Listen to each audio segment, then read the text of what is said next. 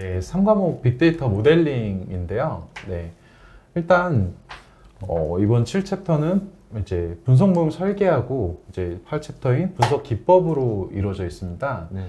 그래서 이쪽 7챕터에서는 기존에 총 7문제가 나왔었는데요. 네네. 그리고 이제 분석 기법에서 이제 13문제가 나왔었습니다.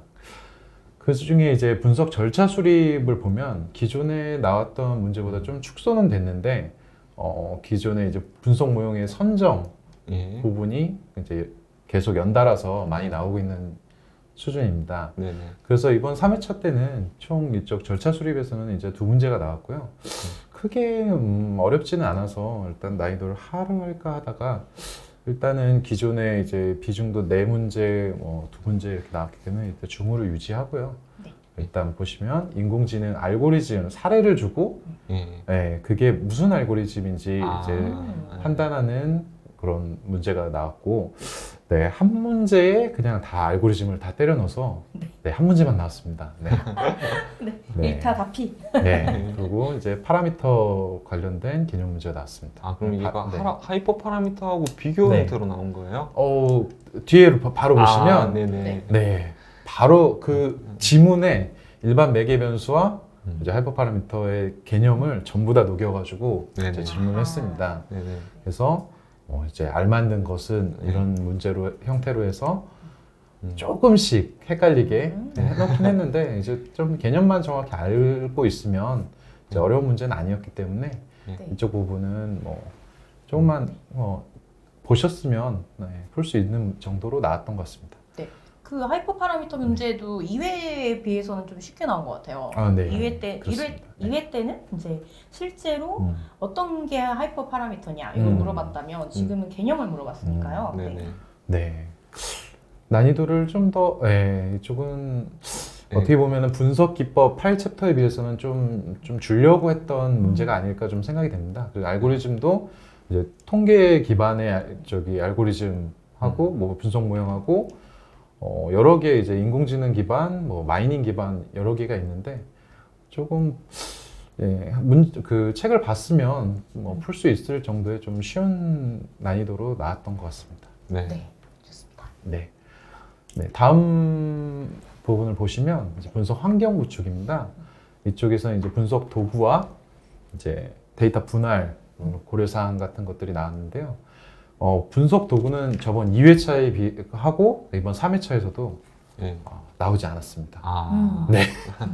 그래서 기존에 이제 분석 도구에 대해서도 공부하셨던 분들은 좀 가볍게 터치하고 일단은 지나가셔도 될 것 같고요. 네. 보시면 데이터 분할 쪽에서 전부 나왔는데요. 네네. 다 3회차 쪽에서 나온 문제로 기본적인 이제 개념, 학습용과 검증용 데이터를 나누어 검증하는 방법, 이제 홀드아웃에 대해서 이제 노 리샘플링 기법으로 해서 이제 홀드아웃을 저번에도 아마 홀드아웃을 물었던 것 같아요. 그리고 근데 요렇게 보면 이제 홀드아웃은 저희가 이제 그 중복을 허용하지 않는 거고 네. K폴더도 중복을 허용하지 않는데 거의 똑같은 거 같아요.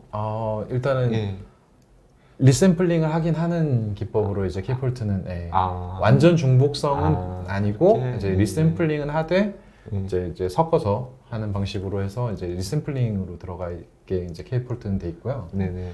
네, 해당 부분은 또 그래서 밑에 보시면 네네. 데이터 분할에 대한 설명으로 틀린 것은 그래서 이 문제는 2회차랑 제 기억은 동일하게 나온 것 같아요. 아예 답이. 그래서 검증 데이터와 테스트 데이터는 같아도 된다. 완전히 같으면 신뢰성이 떨어지죠. 그렇죠. 같으면 안 네. 되죠. 네, 그래서 같으면 안 분할에 되죠. 대한 주의점이 대표성이라든지 비중복성 이런 것들이 있습니다. 그래서 그런 부분을 한번 보셨으면 이 부분도 크게 어렵진 않았을 것 같습니다. 근데 좋은 이제 문장도 이제 약간 경험을 해보지 않은 분들은 좀 이해하기가 쉽지가 않거든요. 네. 그래서 이제 학습할 때와 그리고 테스트할 때, 학습할 때는 테스트 데이터랑 섞이면 안 돼. 이렇게 이제 친구들한테 말을 해주면 왜요?라는 이렇게 먼저 첫 번째 질문을 많이 하시더라고요. 그래서 이제 테스트 데이터는 학습 데이터에 대한 저희가 모델에 대한 검증이기 때문에 그 경험을 테스트 데이터로 가지고 있지 않아야 된다라고 라고 얘기를 해주면 그때 좀 이해를 하는 그런 상황이 좀 생기더라고요. 네, 그렇습니다. 네네.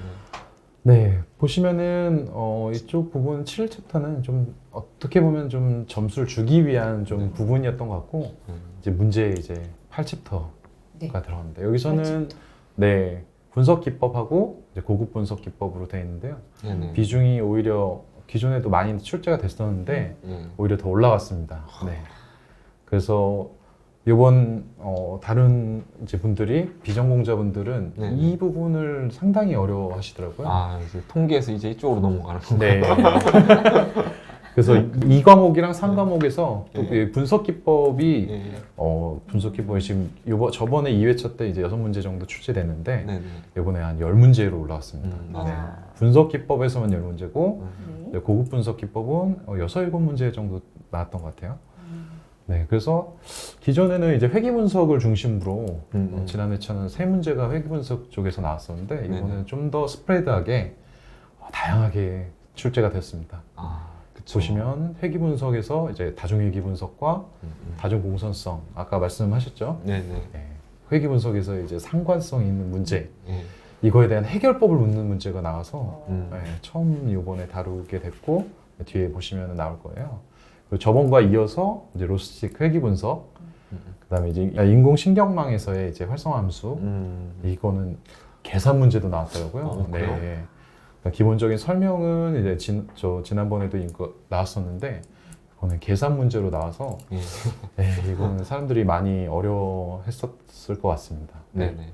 아무래도 분석 기법 쪽에 비중을 둠으로써 이제 통계 기사다라는 말은 나올 수가 없겠네요. 네. 네. 맞아요. 실제 분석 기법에 이제 10문제 나왔으니까 네네. 고급 분석까지 하면은 16, 7문제니까 맞네요. 네, 분석 기사가 맞죠.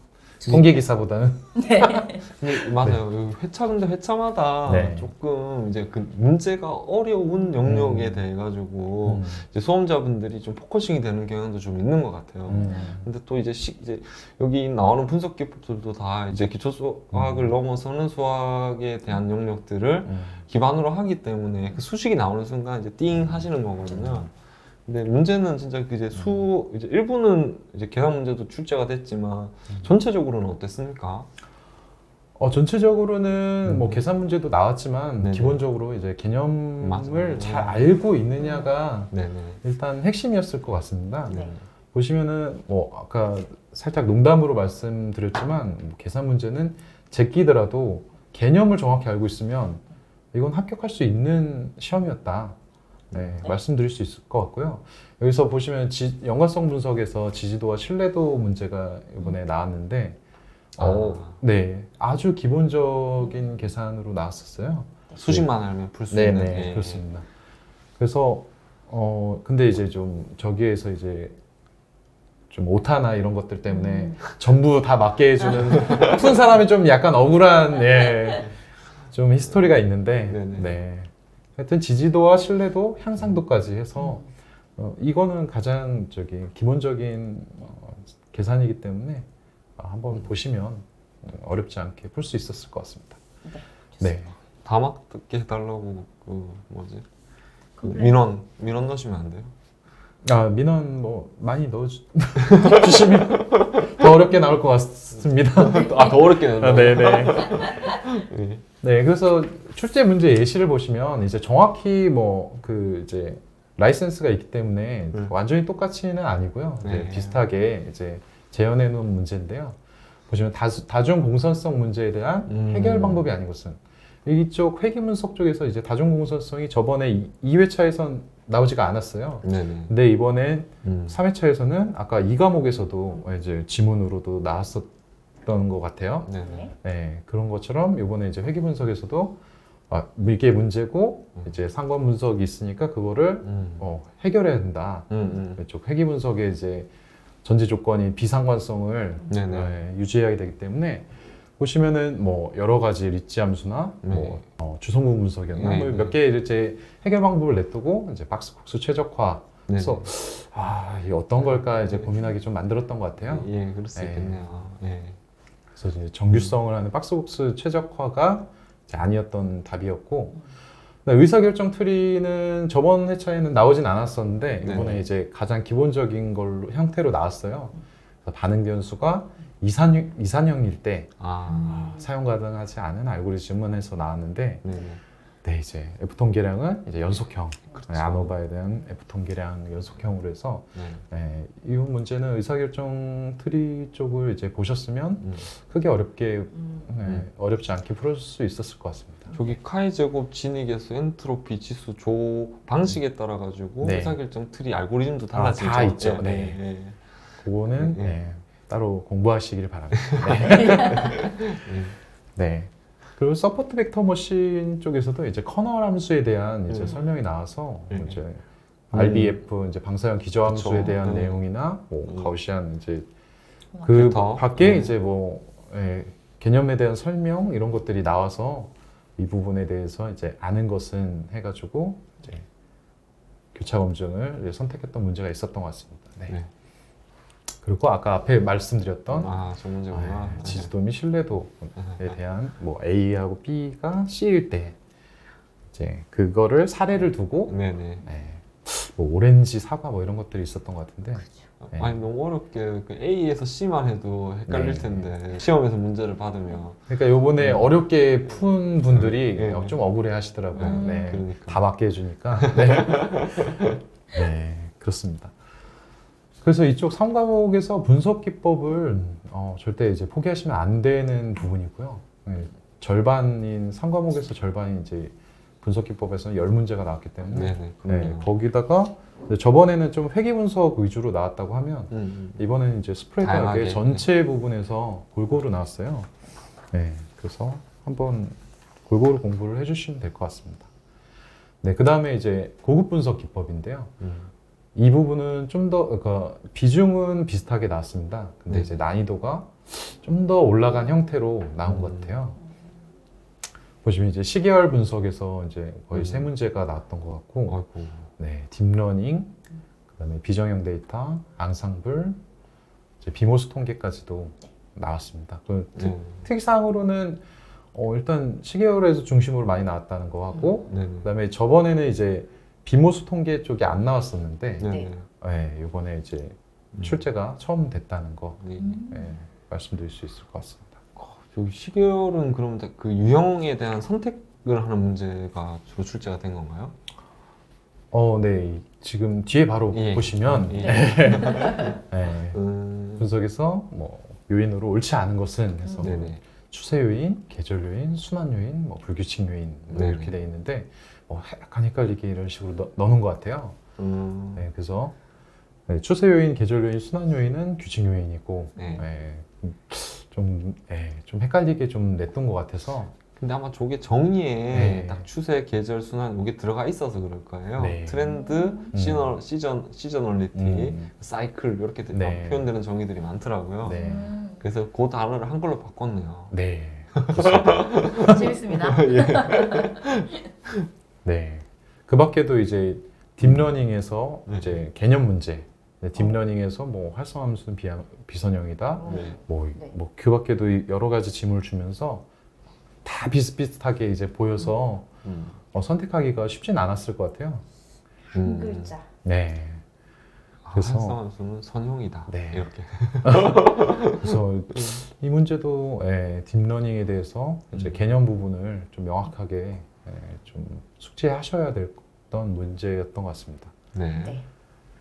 그다음에 이번에 이제 처음 나왔는데 비정형 데이터 분석에서 이제 사회 연결망 문제에서의 네트워크 중심성이 아닌 것은 이게 예전에 이제 기술사 문제에서도 나왔던 기출 문제인데 그랬어요? 연결 중심성, 매개 중심성, 근접 뭐 중심성에서 근접 중심성이 이제 아이겐벡터 중심성이라고도 하거든요. 이거 처음 네. 보는 용어예요, 아이겐벡터. 근접 중심성이라고 안 하고 아이겐벡터 중심성이라고 해서 어떤 점에서 어디까지의 거리를 살짝 헷갈리게 만들어서 관계 중심성하고 아이겐벡터 중심성 중에 뭘 고를까 고민한 분들이 많았을 것 같아요. 그러게요. 저도 고민했을 것 같아요. 네. 그래서 여기서 이제 이 좀 말이 이상해 하면서 아이겐벡터 쓰신 분들은 다 틀리신 것 같은데 여기서 좀 함정 문제를 이런 식으로 좀 냈던 것 같습니다. 아니 차라리 기숙사 시험은 그냥 다 쓰기만 하면 되니까 음. 이게 더 어려운 것 같습니다. 네. 네, 그러네요. 그 다음에 이제 비모스 통계 분석 쪽이 이제 이번에 처음 출제가 됐는데 이제 두 문제가 나왔는데 이제 개념을 묻는 네. 그러니까 모수 통계 분석하고 비모수 통계 분석을 잘 아느냐 네네. 이런 부분에 대한 개념 문제가 좀 나왔고 그다음에 사례를 주고 음. 그 사례에서 어떤 비모수 통계 분석을 쓸 수 있느냐 아. 이 문제는 상당히 어려웠을 것 같아요. 어려웠을 네. 것 같습니다. 네. 네. 이제 윌콕슨 부호 검정이라고 해서 이제 네. 종속 변수 두 개인 음. 경우 이제 선택할 수 있는 분석 기법이었는데 이 선택하기가 아마 쉽진 않았을 것 같습니다. 네네. 네.